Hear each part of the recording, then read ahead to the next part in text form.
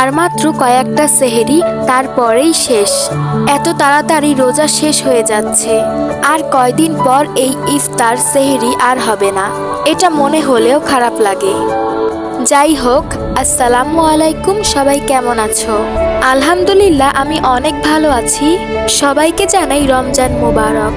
আজকে আমাদের বাসায় ইফতারের আইটেমে কি কি ছিল সেটাই তোমাদের সাথে শেয়ার করব। আমি যেহেতু রোজা, তাই আমার কথা বলতে একটু কষ্ট হচ্ছে। হয়তো আমার কণ্ঠটা একটু অন্যরকম লাগতে পারে, তো তোমরা বুঝে নিও।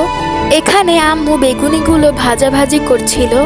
ইফতারের মধ্যে বেগুনি কিন্তু আমার সবথেকে পছন্দের আইটেম, তাই আমাদের বাসায় ইফতারে বেগুনি এই আইটেমটা সবসময় থাকবেই।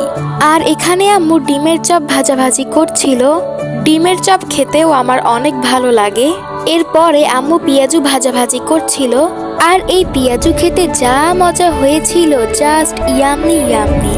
এখন আমি এদিকে শশাগুলোকে ধুয়ে নিচ্ছিলাম, ভালো করে ধুয়ে নিচ্ছিলাম যাতে শশার গায়ে কোনো ময়লা না থাকে। আর ইফতারে শশা না হলে কিন্তু চলেই না। এরপর আমি খেজুরগুলোকে ধুয়ে নিলাম ভালো করে। ইফতারে আমরা সবার প্রথমে কিন্তু খেজুর খাই, তাই খেজুর না হলে কিন্তু চলে না।